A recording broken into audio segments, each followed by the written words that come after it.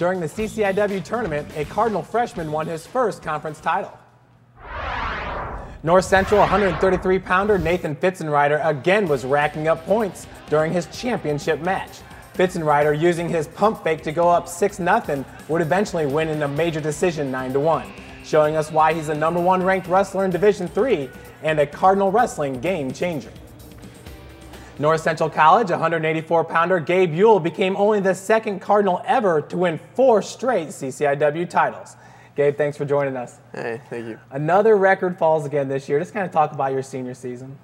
It's going well so far, and I just hope it cruise through these last 3 weeks, 2.5 weeks here, and finish up with the rest of my goals I have left and make my time here worthwhile. Now, you had said last Thursday you finished up at Gregory Arena winning every match you ever competed in at North Central College.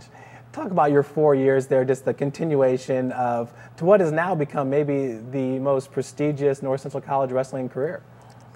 I really enjoyed the program. Didn't know what to expect coming in because Kevin was, never met the guy before, but it worked out well. They know that I have a different mentality and practice and stuff, and they accepted that, and everything's just gone smoothly, and I've enjoyed myself. Now, you won regionals as a sophomore. Last year, you finished in 3rd place. This year, right now, a 28-3 dual meet record. Do you think you're in better shape this year than you were last year, heading into regionals? Physically, I'm in good shape. I feel fresh. I apparently have been improving in how I've been doing in the regionals, but last year there were just some tough matches. It could have gone either way, and hope this year it should go my way. In those matches that can go either way, ultimately, what's the final deciding factor that favors the winner, in your mind? It just seems to be who stays in position and who does the last dumb thing to end the match, and unfortunately, I did a few dumb things last year, and that's why I lost it. Well, this year, you got 2 wrestlers ranked ahead of you right now in the 184-pound class. Number 2 rank is Ben Englund from UW Stevens Point. Now, you wrestled him this year. You actually beat him last year in the consolation round of the national tournament. What was the match like this year? This year, it was tight. It was 1-1 going into overtime. And then we went through the first overtime period, still tied. And then it just wound up, he stood up, and then I tried to go for a reversal when I was down, just to try to put it away. Didn't get it. Got stuck on bottom for the last 30 seconds, and that was the match. Gabe, in so many of your matches, you're in such control. Do you feel comfortable in those tight matches? I do, just because I've become used to it. I feel like my defense is adequate enough where they're not going to score on me, but I would prefer to be up by more, but sometimes it just doesn't work out that way. Now, the #1 ranked wrestler at 184 pounds is Tyler Burkle from Coe College. Now, he's never wrestled at 184 before, but he was a 165-pound national champion, and he actually wrestled your brother Ben. Yes, he did. Him and Ben had, I think they wrestled twice. They wrestled twice, and I think he beat Ben twice by rider. He's definitely real tough on top, and that's something you got to watch out for. What's kind of your strategy heading into maybe taking on a wrestler like that? If I face him, yeah, I'm going to try to get myself up as soon as possible and not let his legs in and just stay tight and, take him down on his feet. Cardinal 125-pounder Joe Norton finished 2nd at the CCIW tournament, dropping his match to last year's Division III national champion. It's quite a rivalry that's ensued here the past 4 years between you and Jake Oster of Elmhurst College. Just kind of talk about that.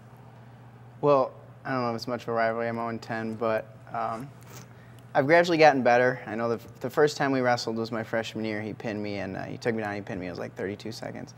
And I think he's pinned me twice since then, but I've been as close as 5-4, 9-8, and as far as 12-2. So it really, I think it depends on how I start the match.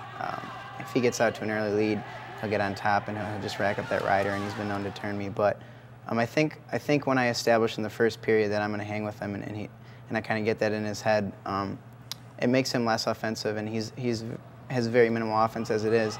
And then I think I do a better job staying in the match, but haven't won any yet. 5-3 decision he won at the CCIW Championships on Thursday. Do you feel like he's the same wrestler that you've wrestled in the past? He didn't feel the same. I think last year, at least when I wrestled him at the regional, he beat me 12-2. He just felt big, and he felt like he was overpowering me. This year, I feel like the reason I lost the match was because I made some some small mistakes. They're just from watching the film, little positioning errors that I made. I could have been in a better position a couple times. Not that he was just overpowering me. He did overpower me one time, so he got his takedown. But not like he was just pounding on me like last year. So I think if I can just make those little position errors and fix those, it'll be better. Now, you talk about fixing those errors. Would that have helped you maybe score some points in that first period when it looked like you were shooting really well and able to get inside? Absolutely. I think, like I said from watching the film, there were 2 instances where I got in real deep, and I think right when I got in, I'm like, oh my gosh, I'm in there this deep, and as opposed to just finishing right away. And that's something that I got to work on in practice this week, and being able to score in transition as soon as you're getting in there, bringing the leg up and finish it, as opposed to hanging my head down there like I've been known to do sometimes. Joe, later this week, you guys will fly out to Minnesota to Augsburg College for the regional championships. And at regionals, you finished 6th, 4th, and 3rd your previous 3 years. Heading in this year, what have you kind of learned from those first 3 years, and especially last year, being so close to being a national qualifier, yet you got to kind of leave it up to those judges? What have you kind of learned heading into this year's regional round? I think the first thing I learned is you don't want to leave it up to the other coaches, because that might not go your way. Like I said last year, I feel like I should have been a national qualifier, but I wasn't because I put it in the hands of the coaches. And you know, this year I don't intend to do that. If you finish in the top 2, you go automatically. So that's certainly my goal. But that coaches meeting is very political. Everybody wants to do what's best for them and for their guys, which is understandable. But it doesn't always work out best for a guy that took 3rd, even if he deserved to go. So I think the best thing to do is just to finish top 2 and get that automatic bid. Now, looking at the seedings, have you been able to see the seedings? How does it look right now for you? I haven't seen the seedings yet. I don't think they've been released yet. But obviously, I think Austria will get the 1 seed. And between myself and a kid from Concordia, he's actually ranked higher than me, but I'm 2-0 against him. So I don't know how the seeds will go. But either way, he should be 2 and I should be 3, or vice versa. So if we wrestle to our seeds, I'll see him in the semis. Yep, so opposite end of the semifinal than the Oster. Mm-hmm. That sounds good. Talk about the future of the program. A lot of young kids, it seems like, on the roster right now, but in lower weight classes. After Gabe and Vinny Sapienza and Quan Brown leave next year, it seems like there's going to be a big void in the upper weight classes. Yeah, we haven't been able to recruit a whole lot of big guys. I think a reason why we have gotten a lot of good little guys is because of Adam, one of our assistant coaches, who really hammers the little guys, and he's an attractive option. He's a very good recruiter, and when a guy sees an opportunity to come in and work with him, a guy that was a 3-time All-American at 133, they want to come in and do that. That, and when you get up to 84 and 97, a lot of guys that were good at that weight range in high school are either good enough to wrestle Division I or they play football at Division III. So it's hard to find 84, 97 heavyweights. You know, so just having three guys like we do there is awesome. Yeah, and having watched Gabe throughout the 4 years, you're a senior, he's a senior. Kind of talk about Gabe as a wrestler. What kind of wrestler is he? He's a talented wrestler. He does some things that you're just like, wow. My sophomore year when we were watching him at the national tournament, there was a position that he was in. A guy shot a single leg, and we had worked on all week how to defend the single leg, and Gabe didn't do it the way we worked on it. And the kid was taking him down. It was actually overtime. I don't know if you remember. He was a wrestling kid from John Carroll. And he was about to get taken down, and he just did this like Gabe Youel flip roll kick and ends up on top of a guy and takes him down. And it made me mad because I'm like, he didn't even do what we were working on, and he took him down. But at the same time, you're happy to have a guy like that on your team that can pull something like that off. Gabe, kind of the reverse question. You've wrestled with Joe. This is the 4th year again. And Joe considers himself as a wrestler that likes to rack up a lot of points. Do you ever see anything that he does on the mat that you want to incorporate into your game? I like his little drag to the leg. That's one of his main offenses that I've seen this year. And I mean, I wish I could incorporate his tenacity and stuff, but my brother tried to incorporate that with me because he talked about how awesome Adam was to watch, and Joey's very similar to Adam and just how he's relentless. But I don't think I'm going to change at this point. So, would freshman Nathan Fitzenrider kind of fit into that mold? He's a lot of fun to watch out on the mat.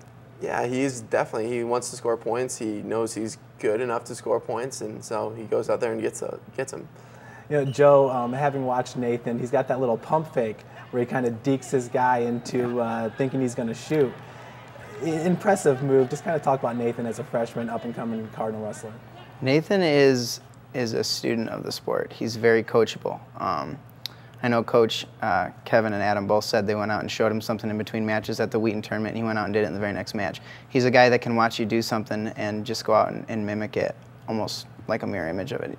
He's a student. He's very coachable. And you talk about him being very coachable, and you are well, it seems like you like to coach other wrestlers. Do you kind of see yourself in maybe that kind of a role in the future?